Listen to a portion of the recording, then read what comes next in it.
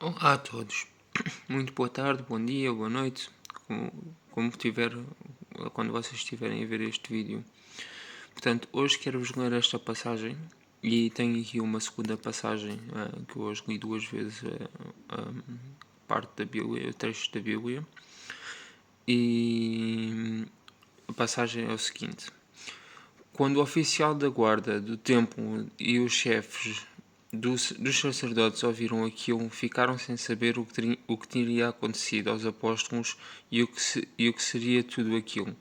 Nisto chegou alguém que disse: Olhem que os homens que meteram na cadeia estão no templo a ensinar o povo. Então o oficial da guarda foi com os seus soldados buscar os apóstolos, mas levaram-nos com todos os cuidados, porque tinham medo de ser apedrejados pelo povo. Apresentaram-nos ao tribunal e sumo sacerdote perguntou-lhes: Então, nós não vos tínhamos proibido de falarem do nome desse homem? Afinal, têm enchido Jerusalém dessa doutrina e ainda por cima querem fazer recair sobre nós a culpa da sua morte. Então Pedro e os outros apóstolos responderam: É mais importante obedecer a Deus do que aos homens. O Deus dos nossos antepassados ressuscitou Jesus, que vocês mataram pregando-o num madeiro, ou numa cruz. Aqui diz madeiro, mas segundo a história é uma cruz. Mas Deus deu-lhe um lugar de honra como chefe salvador, para dar ao povo de Israel a oportunidade de se arrepender dos seus pecados e de ser perdoado. Nós somos testemunhas de tudo isso, nós e o Espírito Santo, que Deus dá aos que lhe obedecem. Quando os membros do tribunal ouviram isto, ficaram tão furiosos que resolveram mandá-los matar. Mas um deles, um fariseu chamado Gamaliel, doutor da lei e pessoa muito respeitada por todo o povo, levantou-se, mandou levar os apóstolos para fora da sala por uns momentos e disse ao tribunal: Israelitas, tenham cuidado com o que pensam fazer com estes homens. Há tempos apareceu um certo Teodás que se dizia pessoa muito importante. Com isto conseguiu que... Desculpa, eu estou a ler a partir da gravação em vez de estar a ler a partir do ecrã. Que uns 400 homens se juntaram a ele, por fim, ele foi morto. Os que andaram com ele espalharam-se e ficou tudo em nada. Mais tarde apareceu Judas, o Galileu da altura do Renascimento, também conseguiu arrastar consigo muita gente, mas foi morto e os que andaram com ele desapareceram.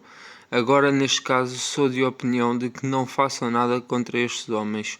Mandem-nos embora, porque se este plano e este movimento são apenas ideias de homens, acabarão por falhar. Mas se vem de Deus, não conseguirão destruí-los e correm risco de estar a lutar contra Deus. Eles aceitaram a opinião de Gamaliel. Chamaram os apóstolos, mandaram castigá-los e deram-lhes ordens para não falarem mais o nome de Jesus. Depois soltaram-nos. Os apóstolos saíram do tribunal muito contentes por Deus os ter achado dignos de sofrerem por causa de Jesus. E não cansavam de ensinar todos os dias no templo e de casa em casa e de pregar a boa nova de Jesus, de que Jesus é o Messias. Bem, esta passagem foi um bocadinho extensiva. Eu, mais uma vez, tenho alguns problemas em ler em voz alta. Cometo alguns erros durante a leitura, mas vocês puderam ver o texto e podem ler exatamente como ele é. Podem até fazer mute e seguir a leitura normalmente. Bem, com este texto o que eu aprendo é nós nunca temos a certeza de se alguém está ou não está com Deus. Existiram na história muitos mentirosos que disseram que viviam com Deus ou com o Espírito Santo, e sempre que o plano não é feito por Deus, acaba sempre por falhar. Porque nós nunca devemos, não é aceitar, mas nós nunca devemos confiar nos planos dos homens. Isto porque todos nós muitas vezes definimos uma meta e não concretizamos essa meta.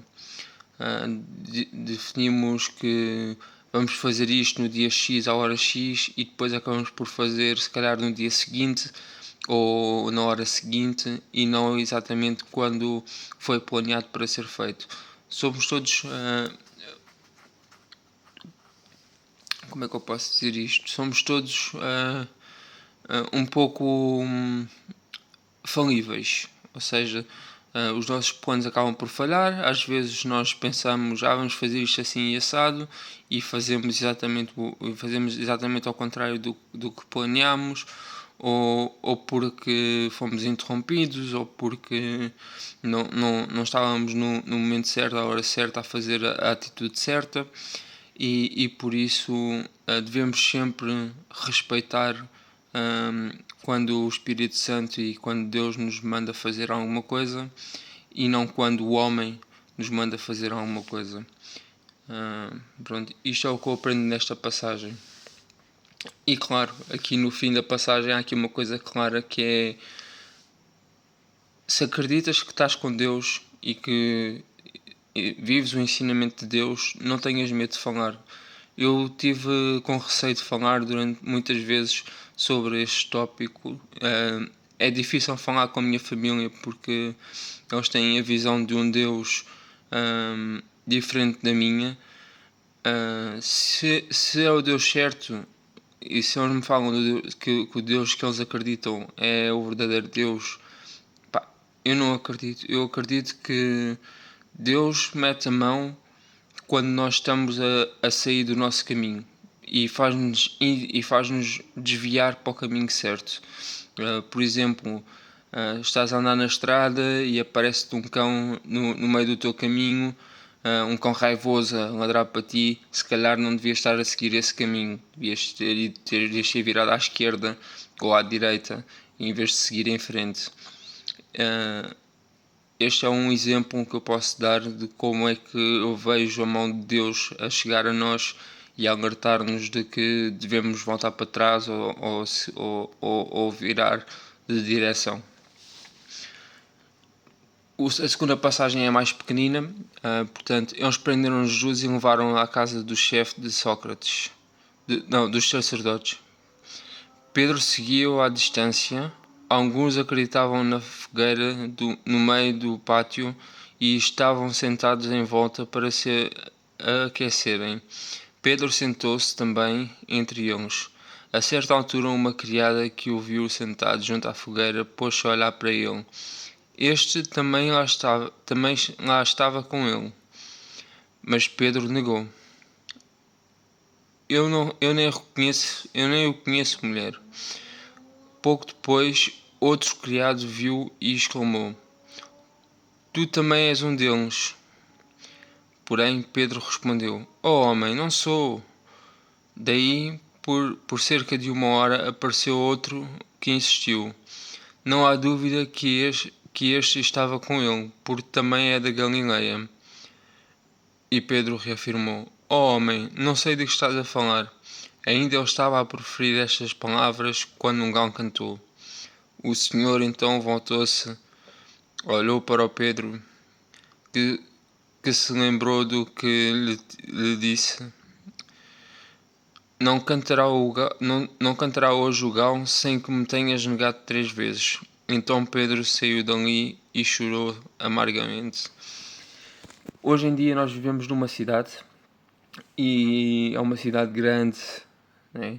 Temos muitas coisas dentro da cidade, e às vezes nós negamos que temos que fazer alguma coisa ou temos que aceitar alguma coisa, e de repente ouvimos uma notificação no telemóvel, por exemplo, pode ser um galo a cantar.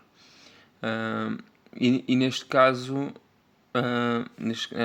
nesta passagem,